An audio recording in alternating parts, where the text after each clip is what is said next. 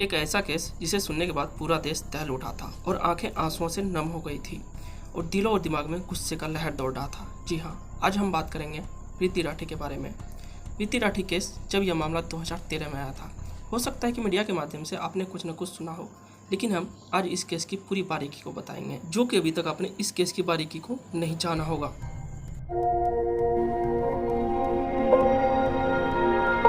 तारीख होता है 1 मई 2013। वैसे यह तारीख अधिकतर लोगों के लिए आम दिनों की तरह ही था, मगर प्रीति राठी के लिए बेहद खास था। आज पहली बार प्रीति को दिल्ली से बाहर जाने का मौका मिल रहा था। 23 साल की प्रीति राठी ने दिल्ली से ही नर्सिंग की पढ़ाई पूरी की और वह नर्सिंग के पद पर INS मुंबई में सेकंड लेफ्टिनेंट के पद पर ट्रेनिंग करनी थी। उसे मुंबई के कोलाबा में जाना था, इसलिए प्रीति पहली बार दिल्ली से किसी अन्य शहर जा रही थी। उसके साथ उसके पिता अमर सिंह राठी, चाचा विनोद कुमार, चाची सुनीता कुमारी, ये सभी साथ में जा रहे थे। दिल्ली के हजरत निजामुद्दीन स्टेशन से गरीब रथ एक्सप्रेस से मुंबई की ओर निकल पड़ते हैं। ट्रेन में काफ़ी भीड़ भाड़ थी, मगर ट्रेन के अंदर एक ऐसा शख्स था जिसने कि अपना चेहरा रुमाल से ढका हुआ था। वह काफ़ी देर से प्रीति को देख रहा था और इससे अंदाजा हुआ कि उसके पापा को भी शक हुआ कि प्रीति को यह लड़का काफ़ी देर से देख रहा है, पर उसके पापा ने नज़रअंदाज किया। फिर ट्रेन अपने मंजिल की ओर निकलते पड़ते हैं और कुछ देर के बाद ही रात हो जाती है।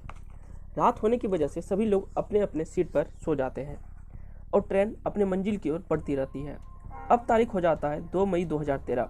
प्रीति और उसके परिवार उसको बांद्रा टर्मिनल पर उतरना था। सुबह के करीब 8 बजे ट्रेन बांद्रा टर्मिनल पर पहुंच जाती है और प्रीति, उसके पिता, चाचा चाची ट्रेन से उतर जाते हैं। ये सभी स्टेशन से बाहर जाने लगते हैं।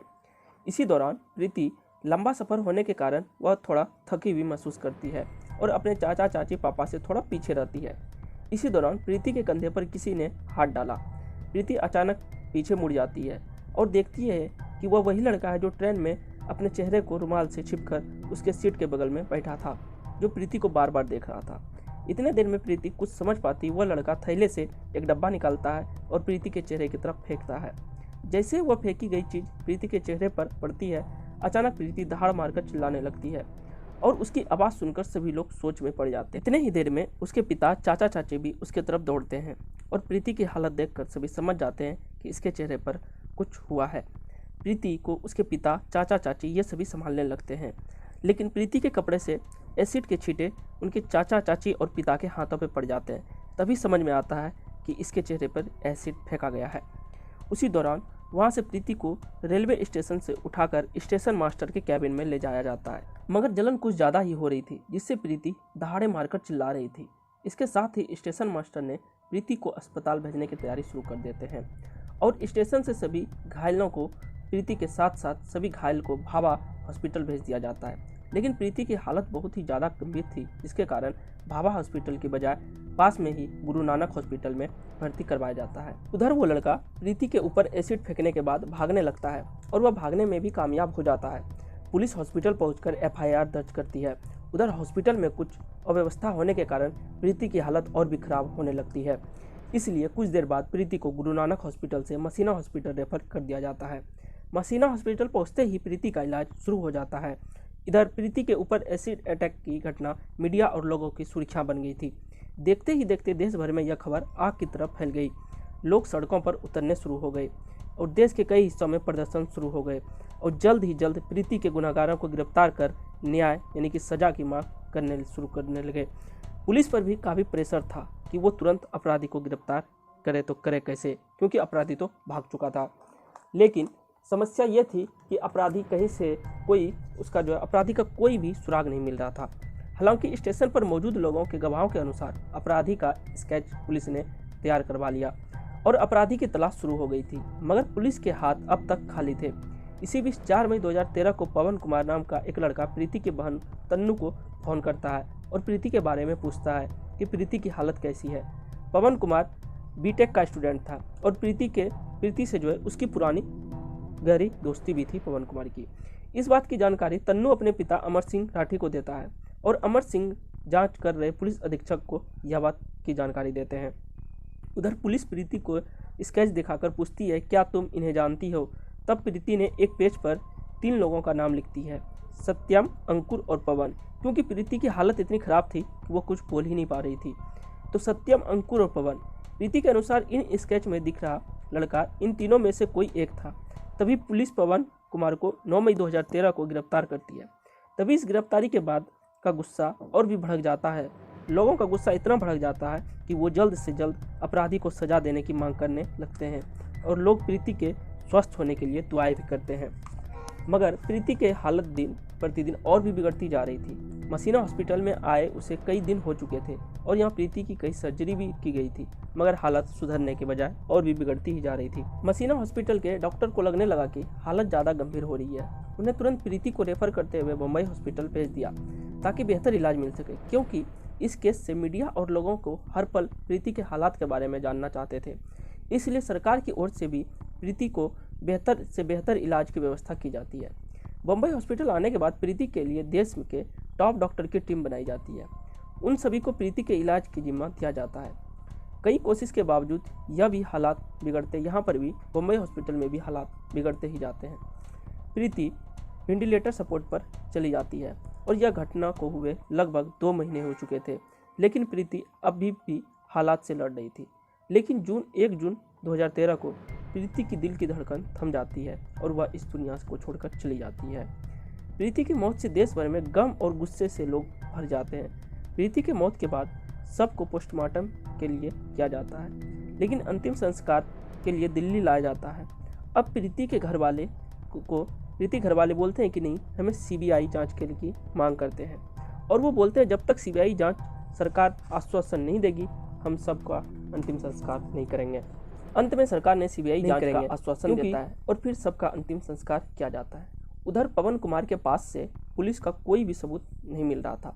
उधर प्रीति के पिता ने अपने घर अपने स्तर से पता लगवाते हैं कि ये पवन कुमार जो है 2 मई को कहाँ था। फिर 2 मई 2013 को यानी घटना के दिन पवन कुमार मुंबई में था ही नहीं, बल्कि वह रोहतक में था। पुलिस भी पवन कुमार के नाम का लोकेशन निकालती है तो पता चलता है कि पवन कुमार का मोबाइल लोकेशन जो है वह सच में रोहतक में था। अब बात सीआईडी पे आ गई थी। सीआईडी की टीम सबसे पहले प्रीति के घर जाते हैं और सभी से पूछताछ करते हैं। तभी प्रीति के एक रिश्तेदार ने सीआईडी को बताती है कि पड़ोस में रहने वाले अंकुर पवार नाम का एक लड़का प्रीति से जो है वह एक तरफा प्यार करता था। उसने प्रीति को प्रपोज भी किया था, लेकिन प्रीति ने साफ मना कर दिया था। अंकुर पवार प्रीति से शादी करना चाहता था, लेकिन प्रीति ने इस प्रस्ताव को भी ठुकरा दिया था। तभी अंकुर ने प्रीति को अंजाम भुगतने की धमकी दी थी। सीआईडी अंकुर का तुरंत पता लगाकर उसे गिरफ्तार कर लेते हैं। फिर उससे पूछताछ किया जाता है। सीआईडी अंकुर से पूछती है कि तुम 1 मई 2013 को कहाँ थे। अंकुर का यह लड़खड़ाता जवाब सीआईडी को शक के घेरे में ले आता है। तभी अंकुर ठीक ढंग से जवाब नहीं दे पाता और तुरंत अपने बयान बदल लेता है। इसके अलावा सीआईडी को यह भी नज़र आता है कि अंकुर के दोनों हाथ पर जख्म के निशान थे। ये जख्म एसिड का ही था। तभी जख्म देखकर सीआईडी का शक और भी गहरा हो जाता है और वो अंकुर से पूछताछ के लिए 17 जनवरी 2014 को मुंबई ले जाया जाता है अंकुर पवार को। मुंबई आने के बाद उससे सख्ती से जब पेश आता है तभी साफ साफ हो जाता है कि एसिड फेंकने वाला व्यक्ति कोई और नहीं बल्कि अंकुर पवार ही था। पुलिस अंकुर को गिरफ्तार कर मेडिकल चेक के लिए जेजे हॉस्पिटल भेज दिया जाता है। हॉस्पिटल से आने के बाद अंकुर पुलिस को बताता है वह प्रीति को पसंद करता था और वह शादी भी करना चाहता था, लेकिन प्रीति ने मना कर दिया। इसी से वह काफ़ी गुस्सा था। अंकुर ने यह भी बताया कि वह ट्रेन में ही एसिड फेंकना चाहता था, लेकिन भीड़ भाड़ होने के कारण वह ट्रेन में एसिड नहीं फेंक पाया। अब उन लोगों को बुलाया जाता है जिसने कि स्केच बनवाया था। कई लोगों को एक साथ खड़ा किया जाता है जिसमें कि एक अंकुर भी होता है। तभी स्टेशन पर के लोगों ने अंकुर को पहचान लेता है और यह बोलता है कि यह वही लड़का है जिसने कि एसिड फेंकने के बाद भाग गया था। दरअसल अंकुर जब एसिड फेंककर पीछे मुड़ा था तब उसका रुमाल उसके मुंह से गिर गया था, जिससे कि वह ढका था। अब इस केस की सुनवाई जो है कोर्ट में होनी थी, लेकिन यह बात जानकर आपका खून खौल उठेगा। उस लड़के का दिल इतना पत्थर हो चुका था कि जब अंकुर को सुनवाई के लिए पुलिस कोर्ट ले जा रही थी तब अंकुर ने विक्ट्री का साइन दिखाते हुए वह मुस्कुराता था। कोर्ट में सुनवाई के दौरान टोटल 37 गवाह पेश किए गए। इस गवाह के तहत अंकुर पवार को आईपीसी के तहत धारा 302 और धारा 326B के तहत दोषी पाते हुए मौत की सजा सुनाती है और 5000 रुपये का जुर्माना भी लगाती है। यह भारत के इतिहास में पहली बार एसिड अटैकर को फांसी की सजा सुनाई गई। अंकुर को अपने किए पर शर्मिंदगी थी ही नहीं, वह कोर्ट में भी मुस्कुराता रहा। अंकुर ने इस केस को हाई कोर्ट में अपील किया और इस मामले की लंबी सुनवाई के बाद जून 2019 में मुंबई हाई कोर्ट ने सेशन कोर्ट के फांसी के फैसले को उम्र कैद में बदल दिया। वैसे तो जिस दर्द से प्रीति और उसके माँ बाप गुजरे, उसके सामने उम्र कैद क्या फांसी क्या, उसके सामने अगर ये भी उम्र कैद और फांसी भी दे दिया जाए तो उसके सामने ये सज़ा कम थी। दोस्तों, इस वीडियो के बारे में आपकी क्या राय है, आप ज़रूर बतावें। क्या फांसी की सज़ा कम था या नहीं अंकुर के लिए, आप हमें कमेंट करके ज़रूर बतावें। और अपने मित्रों और परिवारों के साथ इस वीडियो को शेयर कर दें और सचेत रहें। Thank you. मिलते हैं, जय हिंद, अगले वीडियो में इसी तरह के साथ। अगर आप नए हैं तो चैनल को लाइक करके सब्सक्राइब जरूर कर लीजिएगा। Thank you.